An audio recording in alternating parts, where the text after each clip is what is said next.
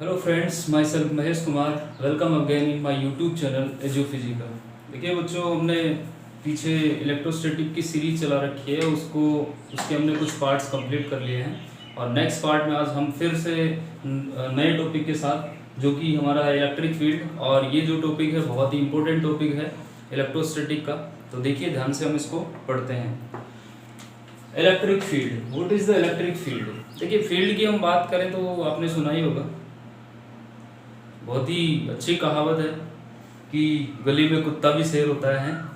तो सीधी सी बात है भाई, इस गली के अंदर उस कुत्ते का क्या है, फील्ड है, उस पर वहाँ पर उसका क्या है, इफेक्ट है, लेकिन बाहर वो क्या हो जाता है, बिल्कुल बिल्ली की तरह हो जाता है। तो बिल्कुल ऐसे ही चार्जेस के साथ में अगर उनके आसपास के एरिया की हम बात करें तो वहाँ पर उनका फील्ड क्या होता है, इफेक्ट क्या होता है, अच्छा होता है। तो उसी इफेक्ट को हम किससे शो करें, उसके अराउंड हम उस फील्ड को किस चीज़ से डिफाइन करें, तो उसी के लिए एक टर्म है हमारे पास, इलेक्ट्रिक फील्ड।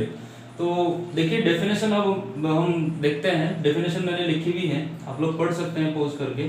डेफिनेशन क्या है, it is the field or region or we can say space around any charge particle or a body in which other charge or we can say another charge experience the electrostatic force। मतलब ये है कि अगर हम कोई charge रखते हैं और चार्ज के अराउंड, उस चार्ज के अराउंड जो रीजन है, उस रीजन में कोई दूसरा चार्ज आता है और अगर वो इलेक्ट्रोस्टैटिक फोर्स को फील करता है, तो इसका मतलब जो फर्स्ट वाला चार्ज है उसका वहां पर क्या है, इलेक्ट्रिक फील्ड है, उसका एक क्या है, इलेक्ट्रिक फील्ड है।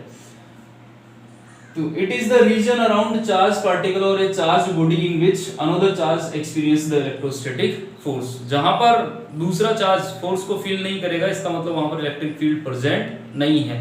और जिस चार्ज के फील्ड में लाया जा रहा है किसी दूसरे चार्ज को, जिसको हम टेस्ट चार्ज बोल सकते हैं, तो जो फर्स्ट वाला चार्ज है जिसके फील्ड में लाया जा रहा है उसको अपन सोर्स चार्ज भी बोल सकते हैं, या फिर हम बोल सकते हैं कि इसकी वजह से यहाँ पर फील्ड है। और जो इलेक्ट्रोस्टैटिक फोर्स को फील कर रहा है उसको हम क्या बोलेंगे, टेस्ट चार्ज, क्योंकि उसी चार्ज को हम लेकर आ रहे हैं किसको टेस्ट करने के लिए, इलेक्ट्रिक फील्ड को, कि उस रीजन में इलेक्ट्रिक फील्ड है या नहीं है।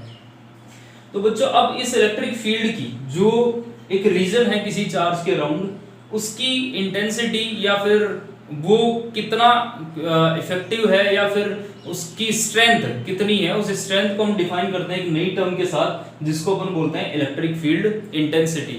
What is the electric field intensity. देखिए फील्ड हमने पढ़ा, एक ऐसा फील्ड जिसमें कोई चार्ज क्या होता है, फोर्स को एक्सपीरियंस करता है, इलेक्ट्रोस्टैटिक फोर्स को एक्सपीरियंस करता है। तो सिंपल सी बात है, वो फोर्स अगर ज्यादा एक्सपीरियंस करेगा तो वहां पर इलेक्ट्रिक फील्ड की इंटेंसिटी क्या है, ज्यादा है। अगर वो फोर्स को कम फील करेगा तो वहां पर इलेक्ट्रिक फील्ड की इंटेंसिटी क्या है, कम है। तो इसीलिए उसी वे में हमने देखिए इलेक्ट्रिक फील्ड इंटेंसिटी की डेफिनेशन को पढ़ा है। वो क्या है, electric field intensity at a point, किसी भी पॉइंट पे इलेक्ट्रिक फील्ड की intensity is equal to the electrostatic force. ये इक्वल है किसके, इलेक्ट्रोस्टैटिक फोर्स के। कौन से इलेक्ट्रोस्टैटिक फोर्स के, जो कि एक्सपीरियंस किया गया है bye a unit charge, bye a unit positive charge, किसी भी यूनिट पॉजिटिव चार्ज के द्वारा एक्सपीरियंस किया गया है in a magnitude and the direction. Electric field intensity is a vector quantity, so what will be the direction. जब वो test charge field में आएगा तो उस पर जो इलेक्ट्रिक फोर्स लगेगा उसकी जो डायरेक्शन होगी वही क्या हो जाएगी, इलेक्ट्रिक फील्ड की क्या हो जाएगी, डायरेक्शन हो जाएगी। किसके लिए, लेकिन पॉजिटिव पॉइंट चार्ज के लिए। मैं अभी पॉजिटिव पॉइंट चार्ज के बारे में बात कर रहा हूँ, क्योंकि पॉजिटिव पॉइंट चार्ज जब इलेक्ट्रिक फील्ड में आएगा तब उस पर जिधर क्या लगेगा, इलेक्ट्रोस्टैटिक फोर्स लगेगा किसी पॉइंट पर। और यूनिट चार्ज की मैं यहाँ पर बात कर रहा हूँ, तो सिंपल सी एक डेफिनेशन हो गई, the electrostatic force in electric field per unit positive charge is known as electric field intensity at that point. Electric okay जैसे मैंने यहाँ पर शो भी किया है, देखिए हमारे पास क्या है, एक इलेक्ट्रिक फील्ड है जिसका डायरेक्शन मैंने कुछ इस तरीके से शो किया है। What will be the direction of electric field for a charge, we will discuss in this point the direction of electric field. But सबसे पहले आप इस इलेक्ट्रिक फील्ड इंटेंसिटी को समझने के लिए आप इससे थोड़ा सा समझ सकते हैं कि सपोज करो इलेक्ट्रिक फील्ड इधर लग रहा है, जिस भी इंटेंसिटी क्या है, मैंने ई वेक्टर ले रखा है और इसमें मैंने एक टेस्ट चार्ज रखा है जिसको मैं क्यू नोट बोल रहा हूँ, पॉजिटिव टेस्ट चार्ज है, और इस पर एक इलेक्ट्रोस्टैटिक फोर्स एफ लग रहा है। तो इलेक्ट्रिक फील्ड इंटेंसिटी की डेफिनेशन क्या है, the electrostatic force per unit charge the electrostatic force per unit charge is known as electric field intensity. इसी को अपन क्या बोलेंगे, electric field intensity.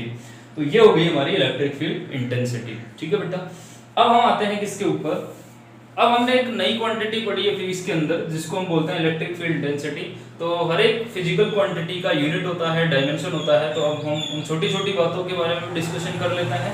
What will be the unit of electric field if, अगर मैं MKS unit की या फिर SI system में यूनिट एसआई सिस्टम की बात करूं तो फॉर्मूले से हम इसकी यूनिट इजी वे में क्या कर सकते हैं, गेन कर सकते हैं।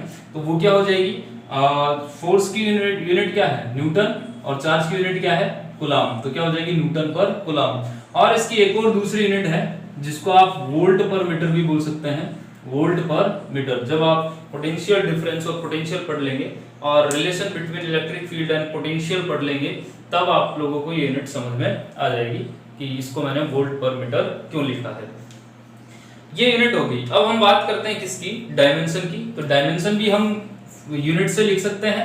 तो ऊपर यूनिट किसकी है, फोर्स की। तो फोर्स की डायमेंशन क्या होती है, m1 l1 t-2। और नीचे किसकी यूनिट हो जाएगी, किसकी यूनिट है, वो चार्ज की। और चार्ज की डायमेंशन हमें पता है वो क्या होती है, at। तो मैं यहाँ पर क्या लिख सकता हूँ, at। और इसको फिर कंबाइन फॉर्म में लिखा जा सकता है। तो डायमेंशन क्या हो जाएगी, m ऊपर ही है तो वो क्या हो जाएगा, m1 l1 t। देखिए ऊपर से जाएगा तो t की पावर -3 हो जाएगा, -2 ऑलरेडी है। और नीचे से t-1 ऊपर जाए, t ऊपर जाएगा तो -1 हो जाएगा, तो ऐड हो जाएगा। और a भी जाएगा तो क्या हो जाएगा, a-1। तो ये डायमेंशन हो गया इसका इलेक्ट्रिक फील्ड का। अब हम बात करते हैं what will be the direction of electric field. Electric field की डायरेक्शन क्या होगी। तो देखिए इसके लिए सिंपल सी बात है, अकॉर्डिंग टू साइन कन्वेंशन हम क्या मानते हैं, साइन कन्वेंशन के अकॉर्डिंग कि जो इलेक्ट्रिक फील्ड की डायरेक्शन है फॉर द पॉजिटिव चार्ज। अभी मैंने कहा कि हर एक चार्ज अपना क्या रखता है, इलेक्ट्रिक फील्ड रखता है। तो उसकी डायरेक्शन क्या होगी, for the positive charge it will be always away from the charge. Positive charge के लिए इसकी डायरेक्शन क्या होगी, away from the charge, charge से दूर की तरफ होगी। तो देखो एरो मैंने किधर लगाया है, चार्ज से दूर की तरफ जाते हुए। But in the case of negative charge it will be towards to the charge, charge की तरफ होगी। जैसे मैंने यहाँ पर एक नेगेटिव चार्ज अज्यूम किया है, तो नेगेटिव चार्ज के लिए इलेक्ट्रिक फील्ड की जो डायरेक्शन होगी वो किधर होगी, टुवर्ड्स टू चार्ज, चार्ज की तरफ होगी। तो इतना आप समझ लीजिए। और बाकी हम देखिए जब इलेक्ट्रिक फील्ड लाइंस को डिस्कस करेंगे तो और ज्यादा हम इसके बारे में डिस्कस कर लेंगे। फिर नेक्स्ट हम बात करते हैं कि ये जो इलेक्ट्रिक फील्ड है, ये इलेक्ट्रिक फील्ड इंटेंसिटी जो कि एक वेक्टर क्वांटिटी है, वो भी किसको फॉलो करती है, सुपरपोजिशन प्रिंसिपल को। मतलब क्या हुआ कि अगर हमें नंबर ऑफ चार्जेस गिवन हो किसी सिस्टम के अंदर और उनकी वजह से किसी पॉइंट पे इलेक्ट्रिक फील्ड इंटेंसिटी फाइंड करनी हो, तो उस पॉइंट पे जो इलेक्ट्रिक फील्ड इंटेंसिटी होगी उस सभी चार्जेस से आने वाली जो उनकी इंडिविजुअल इलेक्ट्रिक फील्ड इंटेंसिटी है उनके क्या होगी, वेक्टर सम के इक्वल होगी। तो इसका मतलब मैं क्या बोल सकता हूँ कि इलेक्ट्रिक फील्ड इंटेंसिटी अगर सुपरपोजिशन प्रिंसिपल को फॉलो करती है, जैसे सपोज करो ये पॉइंट है मेरे पास, एक चार्ज यहाँ पर, एक चार्ज यहाँ पर, एक चार्ज यहाँ पर, एक चार्ज यहाँ पर है, और इस P पॉइंट पे मुझे इलेक्ट्रिक फील्ड इंटेंसिटी फाइंड करनी है। तो इस चार्ज की वजह से सपोज करो इलेक्ट्रिक फील्ड इंटेंसिटी इधर आई E1, इस चार्ज की वजह से सपोज करो इधर आई E2, इस चार्ज की वजह से सपोज करो इधर आई E3। ऐसे अगर n चार्ज प्रेजेंट है तो n चार्ज की वजह से सपोज करो इस डायरेक्शन में आई En। तो इस पॉइंट पे अगर मुझे नेट इलेक्ट्रिक फील्ड इंटेंसिटी निकालनी हो तो मैं किसको अप्लाई करूंगा, सुपरपोजिशन प्रिंसिपल को। और उसके अकॉर्डिंग क्या हो जाएगा, the net electric field intensity E will be vector sum of individual electric field. तो E1 vector plus E2 vector plus E3 vector plus dot dot En vector. Now we come on our next topic which is electric field lines or electric field line of force। देखिए बेटा electric field lines क्या होती है, electric field intensity हमने पढ़ी but उसको हमने define किया फोर्स पर यूनिट चार्ज। तो वहां पर हमें पता नहीं चला कि इलेक्ट्रिक फील्ड को हम किसी पेपर पे कैसे रिप्रेजेंट करें, तो उसके लिए यूज की गई इलेक्ट्रिक फील्ड लाइंस। और ये एक इमेजिनरी लाइंस हैं जो डिनोट करेंगी किसी भी पॉइंट पे इलेक्ट्रिक फील्ड की स्ट्रेंथ को और साथ में उसकी डायरेक्शन को। तो यहाँ पर देखिए क्या है वो, इसकी definition, electric field lines is an imaginary lines, electric field lines वो वाली इमेजिनरी लाइंस है the tangent to which at any point, जिनकी किसी भी पॉइंट पर अगर टेंजेंट ड्रॉ कर दी जाए, represent the direction of electric field at the given point, उस गिवन पॉइंट पे क्या रिप्रेजेंट करती है इलेक्ट्रिक फील्ड की डायरेक्शन को। कहने का मतलब ये है, देखियो जैसे मैंने यहाँ पर एक इलेक्ट्रिक फील्ड लाइन जो कि ब्लैक कलर में मैंने अज्यूम करी है और इसके डिफरेंट पॉइंट मैंने अज्यूम किए हैं ए, बी और सी, और इन पॉइंट्स पे मैंने टेंजेंट ड्रॉ करी है। तो इन पॉइंट्स पे इलेक्ट्रिक फील्ड की डायरेक्शन पूछी जाए तो वो टेंजेंट के अलोंग होगी, ठीक है। तो यही है डेफिनेशन कि इलेक्ट्रिक फील्ड लाइन ऐसी इमेजिनरी लाइन है जिनके किसी पॉइंट पर टेंजेंट ड्रॉ करते हैं तो वो उस पॉइंट पर किसको रिप्रेजेंट करती है, इलेक्ट्रिक फील्ड की डायरेक्शन को। तो बेटा ये होगी इलेक्ट्रिक फील्ड लाइंस। अब हम बात करते हैं properties of electric field lines. इनकी कुछ प्रॉपर्टीज होती हैं, एक एक को हम पढ़ते हैं। These lines originate out from the positive charge and terminate on a negative charge। और ये कहाँ पर जाके टर्मिनेट हो जाती है, नेगेटिव चार्ज पे टर्मिनेट हो जाती है। तो इसका अगर मान लो सपोज करो कि आपके पास एक पॉजिटिव चार्ज है और एक नेगेटिव चार्ज है, तो पॉजिटिव चार्ज से देखो ओरिजिनेट हो रही है, निकल के जा रही है, और नेगेटिव चार्ज पे क्या हो रही है, टर्मिनेट हो रही है। तो कोई भी अगर आपको एक पॉजिटिव चार्ज और नेगेटिव चार्ज गिवन हो तो उसके लिए अगर आपको इलेक्ट्रिक फील्ड लाइंस ड्रॉ करनी है तो कुछ इस तरीके से आपको क्या करनी है, ड्रॉ करनी है।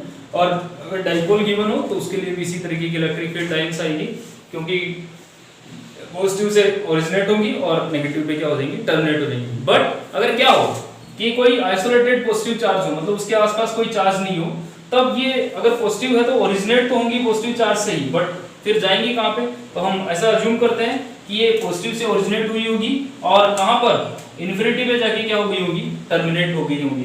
But in the case of negative charge, if I assume an isolated negative charge, then the electric field lines terminate at the negative charge, but originate कहां से हो रही है, हम ओरिजिनेट इनको कहां से मानेंगे, इन्फिनिटी से, कि ऐसा अज्यूम करेंगे कि इन्फिनिटी से ओरिजिनेट हुई होंगी और नेगेटिव चार्ज पे आके क्या हो गई होंगी, टर्मिनेट हो गई होंगी। And the next property is electric field lines never intersect to each other। ये एक दूसरे को कभी कट नहीं करती, क्योंकि देखो आपने पीछे डेफिनेशन में देखा कि इलेक्ट्रिक फील्ड लाइंस के किसी पॉइंट पर अगर अपन टेंजेंट ड्रॉ करते हैं तो वो किसको डिनोट करती है, इलेक्ट्रिक फील्ड की डायरेक्शन को। तो अगर दो इलेक्ट्रिक फील्ड लाइन जैसे ए और बी है, इन्होंने अगर इस पॉइंट पे इंटरसेक्ट किया तो इस इंटरसेक्टिंग पॉइंट पे दो टेंजेंट बन जाएंगी, मतलब इस इंटरसेक्टिंग पॉइंट पे क्या हो जाएगा, दो इलेक्ट्रिक फील्ड लाइन की क्या हो जाएंगी, डायरेक्शंस हो जाएंगी। तो ऐसा पॉसिबल नहीं है कि एक ही पॉइंट पे इलेक्ट्रिक फील्ड की दो डायरेक्शन पॉसिबल हो। थर्ड प्रॉपर्टी क्या है, electric field lines produced by a static charge do not form A close loop. कभी भी स्टैटिक चार्ज से बनी हुई इलेक्ट्रिक फील्ड लाइनें क्लोज लूप का फॉर्मेशन नहीं करती हैं। क्लोज लूप का मतलब जहां से स्टार्ट हो वहीं पर आके आप रुक जाओ। तो देखिए 10th क्लास में आपने पढ़ा था, क्या पढ़ा था 10th क्लास में, कि एक मैग्नेट हुआ करती थी, मैग्नेट वाला एक टॉपिक चला करता था। मैग्नेट में दो पोल हुआ करते थे, नॉर्थ पोल और साउथ पोल, और उसके लिए आप लोग मैग्नेटिक फील्ड लाइंस के लिए एक डायग्राम ड्रॉ किया करते थे कुछ इस तरीके का, कि नॉर्थ पोल से, तो जैसे मैग्नेट के बाहर की बात करें तो नॉर्थ पोल से मैग्नेटिक फील्ड लाइनें निकलती थी और साउथ पोल पे चली जाती थी। ऐसे ही नीचे की तरफ भी आप बनाते थे और ऐसे ही दो तीन लाइनें इस पे आप बनाया करते थे। ऐसा फिगर आपने देखा होगा, ठीक है, और पढ़ा भी है। तो ये डायरेक्शन थी मैग्नेटिक फील्ड लाइंस की। तो outside the magnet the direction of magnetic field lines is from north pole to south pole, but inside the magnet the direction of magnetic field lines will be from south pole to north pole. तो देखिए अगर मैं एक magnetic field line की बात करूं तो north pole से ये निकली मैग्नेट के बाहर और साउथ पोल की तरफ गई, फिर साउथ पोल पे पहुंचते ही साउथ मैग्नेट के अंदर साउथ पोल से कहां गई, नॉर्थ पोल पे आ गई। तो यहाँ पर क्लोज लूप का फॉर्मेशन हो रहा है। तो हम मैग्नेट के लिए बोल सकते हैं कि यहाँ पर जो मैग्नेटिक फील्ड लाइंस है वो क्लोज लूप का फॉर्मेशन करती है। But in the case of electric field lines देखिए ये पॉजिटिव से ओरिजिनेट होके नेगेटिव पे जाके टर्मिनेट होगी। इसका टर्मिनेट होने का मतलब लूप कभी टर्मिनेट होता है क्या, बस घूमते जाओ उसमें। तो इसीलिए तो जो स्टैटिक चार्ज की वजह से इलेक्ट्रिक फील्ड लाइंस है वो कभी भी किसका फॉर्मेशन नहीं करती, क्लोज लूप का फॉर्मेशन नहीं करती है। And the next property is number of electric field lines per unit area which is known as line density. और देखिए लाइन डेंसिटी क्या रिप्रेजेंट करती है। लाइन डेंसिटी का मतलब है कि एक यूनिट एरिया से कितनी इलेक्ट्रिक फील्ड लाइंस क्या हो सकती है, पास हो सकती है, उसको अपन लाइन डेंसिटी बोल सकते हैं। और ये क्या रिप्रेजेंट कर रही है, मैग्नीट्यूड ऑफ इलेक्ट्रिक फील्ड। कि उस एरिया के आसपास कितना मैग्नीट्यूड होगा इलेक्ट्रिक फील्ड का, या फिर हम बोल सकते हैं कि ये स्ट्रेंथ को डिनोट करती हैं कि कितनी स्ट्रेंथ होगी किसी जगह पे इलेक्ट्रिक फील्ड की। तो दूसरे वे में हम ये भी बोल सकते हैं क्या कि रेयर जो इलेक्ट्रिक फील्ड लाइंस हैं वो वीक इलेक्ट्रिक फील्ड को डिनोट करती हैं, और जो डेंस इलेक्ट्रिक फील्ड लाइंस हैं वो किसको रिप्रेजेंट करती हैं, स्ट्रॉन्ग इलेक्ट्रिक फील्ड को रिप्रेजेंट करती हैं। जैसे देखिए यहाँ पर देख लीजिए मैंने 2 पॉइंट चूज कर रखे हैं, एक पॉइंट ए और एक पॉइंट बी। यहाँ पर मैंने जितना एरिया अज्यूम किया है उतना ही बी पे अज्यूम किया है, और यहाँ पर इस एरिया में कितनी नंबर ऑफ लाइंस पास हो रही है, ज्यादा, और यहाँ पर क्या हो रही है, कम। तो यहाँ लाइन डेंसिटी क्या है, ज्यादा, तो इसीलिए यहाँ पर इलेक्ट्रिक फील्ड का मैग्नीट्यूड क्या है, ज्यादा। तो ये will be greater than two EV. और नेक्स्ट प्रॉपर्टी देखिए वो क्या है कि किसी भी चार्ज से ओरिजिनेट होने वाली या उससे उस पर टर्मिनेट होने वाली जो इलेक्ट्रिक फील्ड लाइंस की जो संख्या है या number of electric field lines है वो डायरेक्टली प्रोपोर्शनल होगी मैग्नीट्यूड ऑफ चार्ज के, उस चार्ज के मैग्नीट्यूड के। जितना ज्यादा चार्ज होगा या चार्ज का मैग्नीट्यूड जितना ज्यादा होगा उससे उतनी ही ज्यादा इलेक्ट्रिक फील्ड लाइनें क्या होंगी, ओरिजिनेट होंगी या टर्मिनेट होगी। In the case of positive charge they will originate, और in the case of negative charge they will terminate. और नेक्स्ट प्रॉपर्टी क्या है वो क्या है, देखिए इलेक्ट्रिक फील्ड लाइंस किसी कंडक्टर, मान लो कोई कंडक्टर है, चार्ज्ड कंडक्टर है, कंडक्टर के लिए हमेशा उसकी सरफेस की क्या होती है, नॉर्मली होती है, चाहे वो ओरिजिनेटिंग टाइप की हो चाहे टर्मिनेटिंग टाइप की हो। अगर पॉजिटिव कंडक्टर है तो ओरिजिनेट होगी परपेंडिकुलरली, और नेगेटिव टाइप का कंडक्टर है तो टर्मिनेट होगी परपेंडिकुलरली। और नेक्स्ट प्रॉपर्टी क्या है, इक्वी डिस्टेंस पे जो मैंने पैरेलल लाइन बनाई है वो किसको डिनोट करती है, यूनिफॉर्म इलेक्ट्रिक फील्ड को या कांस्टेंट इलेक्ट्रिक फील्ड को। कांस्टेंट इलेक्ट्रिक फील्ड और यूनिफॉर्म इलेक्ट्रिक फील्ड का मतलब होता है कि एक ऐसा इलेक्ट्रिक फील्ड जिसके हर एक पॉइंट पर एक ऐसा फील्ड जिसके हर एक पॉइंट पर इलेक्ट्रिक फील्ड की वैल्यू या इलेक्ट्रिक फील्ड का मैग्नीट्यूड और डायरेक्शन दोनों क्या हो, कांस्टेंट हो, तो उसको अपन क्या बोलेंगे, यूनिफॉर्म इलेक्ट्रिक फील्ड। तो ये यूनिफॉर्म इलेक्ट्रिक फील्ड हो गया। बट इक्वी डिस्टेंस पे पैरेलल लाइंस अगर कर्व्ड हो जाती हैं तो डायरेक्शन कांस्टेंट नहीं रहती है, डायरेक्शन चेंज हो जाती है, मैग्नीट्यूड क्या रहता है, कांस्टेंट रहता है। और अगर ये इक्वी डिस्टेंस पैरेलल लाइन नहीं है, वो पैरेलल नहीं होने का मतलब है कि इक्वल डिस्टेंस पे नहीं है। पैरेलल नहीं होने का मतलब ये नहीं कि वो दोनों को इंटरसेक्ट करेंगी, ऐसे हो सकती है जैसे ये लाइन इधर जा रही है, ये लाइन इधर जा रही है, दोनों के बीच गैप है, ये एक दूसरे को इंटरसेक्ट नहीं कर रही है। तो इस वाली कंडीशन में मैग्नीट्यूड और डायरेक्शन दोनों ही कांस्टेंट नहीं रहेंगे, और इन दोनों केस में हम जो इलेक्ट्रिक फील्ड होगा उसको हम कौन सा इलेक्ट्रिक फील्ड बोलेंगे, non uniform electric field. Okay बच्चों, thank you very much for watching my video. If you like this video, please like, share and subscribe.